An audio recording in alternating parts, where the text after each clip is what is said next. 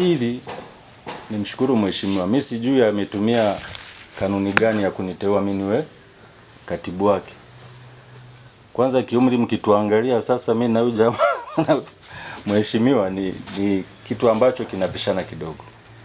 Lakini mshukuru kwa sababu ameniona ndani ya watu wengi ndani ya Ngara wenye uwezo wangeweza kufanya hii shughuli, lakini kaniona mimi kwamba naweza nikamsaidia katika hii shughuli ya maendeleo ndani ya wilaya ya Ngara.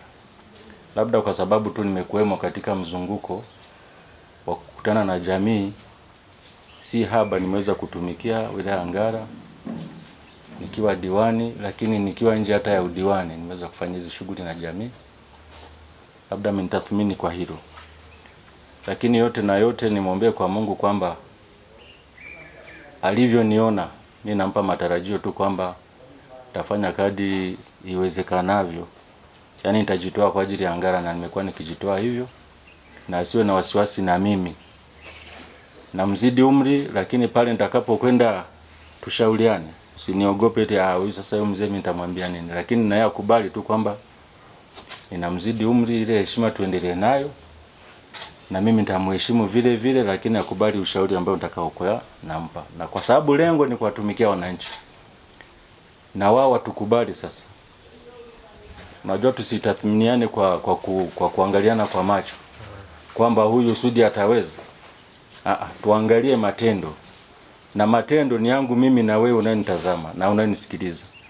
Kwa sababu tusiposhirikiana Ngara tutaendelea kulaumiana na hatutakwenda popote. Basi mimi na vile vile niwaalike wana Ngara kwamba ofisi ya mbunge iko wazi. Na kwa baadaye tutatoa ratiba ambazo tutazitoa kwa umma na mwenzangu, ili watu wajue ofisi ya mbunge inafanya kazi kwa utaratibu upi. Lakini bado ile ofisi kama ofisi, sisi kama binadamu tunasema ofisi ya mbunge iko wazi saa 24. Mimi na namba za simu, nina simu ninayo, mwenzangu anayo. Kwa hiyo ofisi ya mbunge, kwa sababu yeye amepewa mikataba ya miaka 5, na sisi tunasema kama atakuwa radhi na sisi tunataka tuendelee miaka 5 tutumikie watu. Kwa hiyo na sisi hatutalala, wakati wowote piga simu, mimi simu yangu wasizimi. Lakini tunataraji tu kwamba Ngara ni yetu sote. Badala ya kushutumiana huko nje, mimi nasema njoo tuzungumze. Tupange mipango kwa ajili ya Ngara, halafu uje unilaumu kuonekana kwamba ile tuliyozungumza halikufikia kule tuko tarajia. Kuliko ni kukaa pembeni tukakaa kwenye magrupu ya simu, tunasemezana tu katika kimya kimya, lakini wananchi wanataka waone matokeo.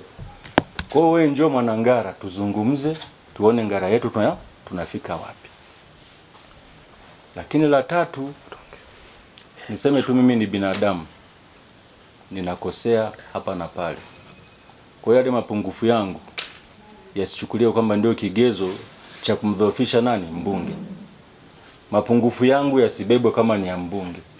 Yaani nibebwe mimi kama mimi. Kama kuna shutuma zozote zielekezwe kwangu, zisielekezwe kwa mbunge.